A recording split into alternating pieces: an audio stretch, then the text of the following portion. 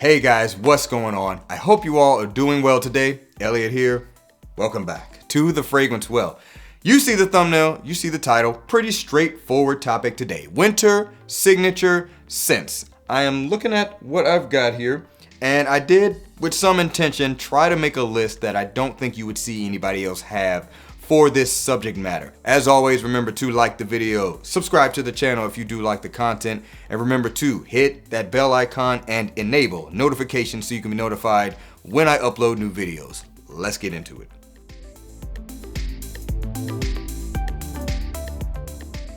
All right, guys, first up, coming from the house of Cartier, we've got Pasha de Cartier. Pasha de Cartier Parfum, excuse me, I must have misspoke there. Pasha de Cartier Parfum. Listen, I think this fragrance is wonderful. It's one that I often overlook in my collection and really should wear more frequently. I just kind of miss it. I don't know why, but great fragrance. I think it's excellent for winter. You can easily wear this every day. Gives you a slightly boozier, creamier take on a barbershop style fragrance. Very balsamic fragrance, very ambery, lots of patchouli. Like I said, a little bit of a booziness to it. There's sandalwood, so that's kind of contributing to that creamy aspect of it. However, I don't think this is for everybody. I wouldn't call this an easy reach. It is one you would want to check out. It might be a scent DNA you don't really jive with. I've seen people say that, they tried to like it and they just didn't. That is fair. But if you do like scents like this or can get down with this one, I think this is an easy signature scent option. Works great for the cool weather. Very warm and inviting and sophisticated. 35 and up, I would say this is a good for a signature scent in terms of age range. Once again, from the house of Cartier. This is Pasha de Cartier Parfum. All right, next one's coming from the house of Francesca Bianchi. We've got The Dark Side. Francesca Bianchi, The Dark Side. So what you're gonna get with this one here, you're gonna get a lot of spices, but it's not going to be the typical spice arrangement that you might expect from a plethora of fragrances that work well with cold weather. This is a different arrangement. Can't really point out anything in particular, but it is spicy. But beyond that, it's very, very resinous. Its dark side is a really accurate name for it. It is a dark fragrance. I think this is something like Dracula would wear. I'm not kidding, but I don't mean that in a bad way. I still think it's pleasant, but it's not going to be for everyone, obviously. But yes, very resinous, a little bit smoky, kind of a leathery undertone to it. And man, I wore this, I think last week, and it was a really cool night out, and 4 sprays, 2 each side of the neck. Man, it carried through the cold so nicely. May not be one that necessarily gets you like a ton of compliments, but I do think people will pick it up and will think it's interesting, if nothing else. I didn't get any compliments that night, but I wasn't really trying to be around a lot of people. I was kind of to myself. But anyway, yeah, this one here, I would wear this daily because it's just something different and it wears very nicely. You don't need a lot of sprays, so you don't need to choke anybody out. And it is very interesting. I think it could be a good conversation starter in the right setting. So feel free to get a sample of this if you can. Check it out. It's a very interesting fragrance. Once again, from Francesca Bianchi. This is The Dark Side. All right, so next one's coming from the house of Dior, and this is Dior Homme Parfum. Dior Homme Parfum, you might as well call this the winter flanker, if you will, of the Dior Homme iris-based line.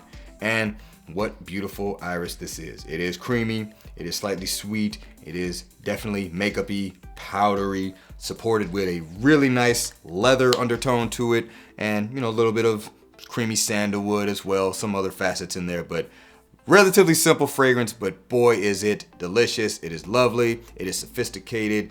It is definitely a top tier iris fragrance in my opinion, and great for the winter weather. And yes, I do think this can be a signature scent.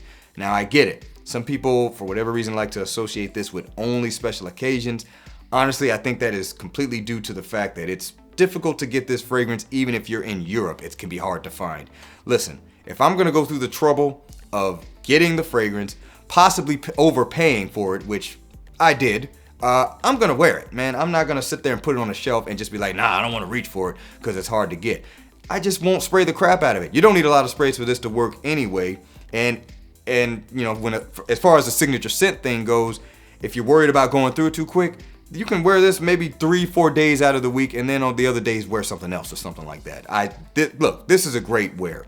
It works really well. Not necessarily, for every situation. I think it might be a little overkill, but in terms of winter weather and just having something that's awesome, this here will definitely get it done. So don't let the rarity or hard to get aspect of it keep you from enjoying the scent as much as you want to, in my opinion. Once again, from the house of Dior, this is Dior Homme Parfum.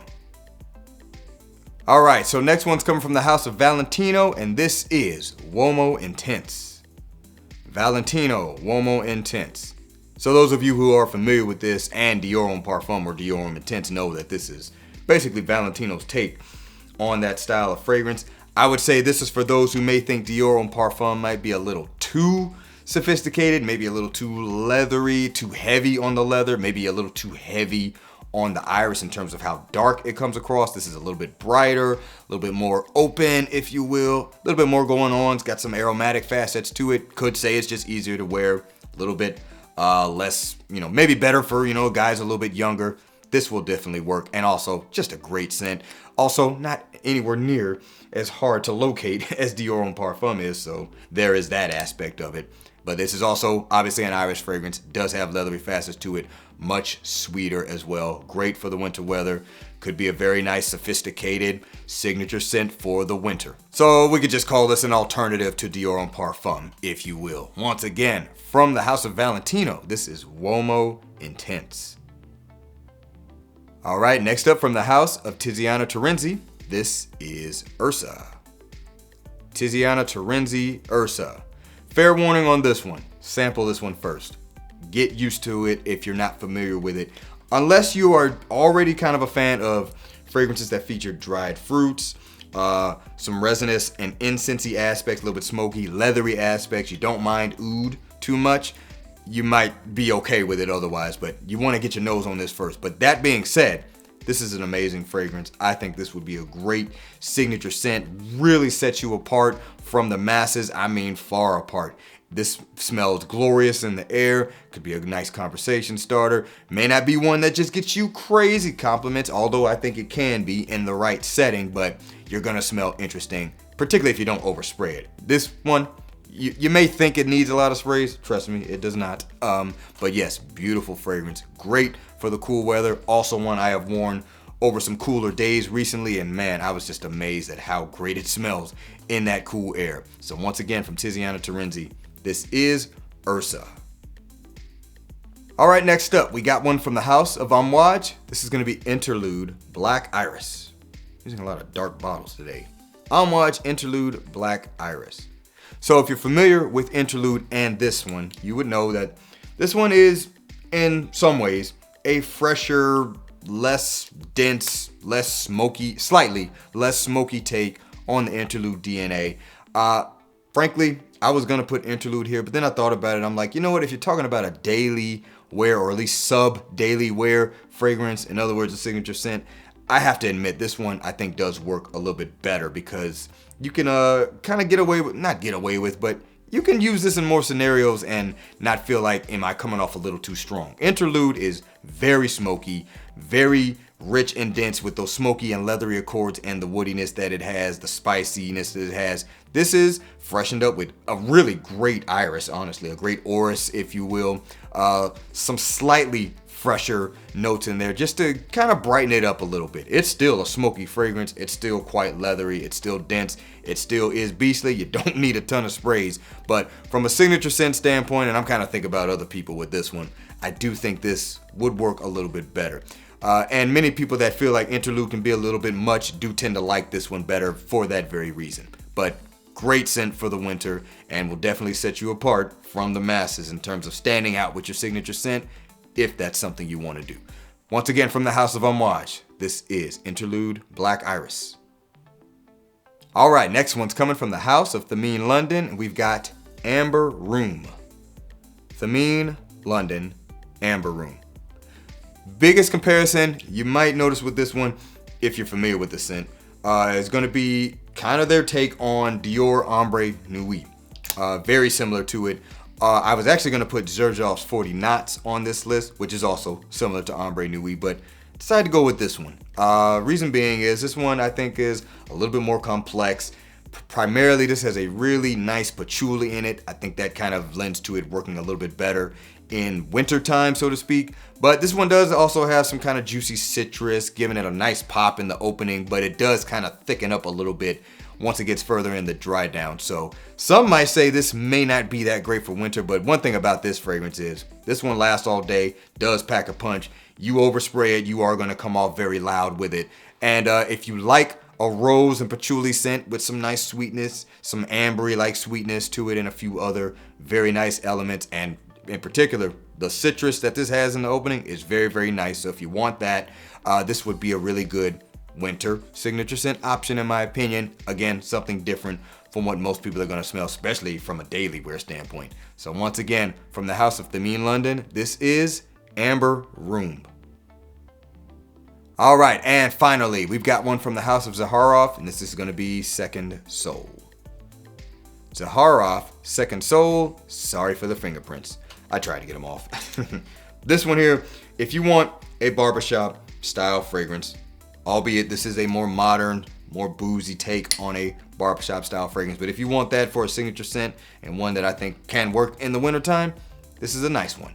Really nice here. A lot of elements to this. I love the resinous impact that this one has. There's like notes like myrrh in here. I'm a big fan of myrrh in fragrances. Also, a contrasting freshness to it. A lot of juniper in this. Really nice fragrance. And also, for those, some might think this might not be quite rich enough to really speak wintertime. Thing is, this fragrance packs a nice punch, and I don't really care. I think it still can work. I think this one is an all year round fragrance, in my opinion. I think it definitely has enough richness to cut through some nice winter cold weather, and definitely speaks and screams signature scent worthy fragrance to me. Once again, from the House of Zaharoff, this is Second Soul. All right, guys, that is going to do it for this video. Let me know down in the comments below what you thought of the fragrances I featured in this list. And by all means, please share what you would consider a good winter signature scent out of the fragrances you have in your collection. I appreciate you guys watching all the way into the end. Remember to be well and smell well. And I will see you in the next episode of The Fragrance Well. Have a good one.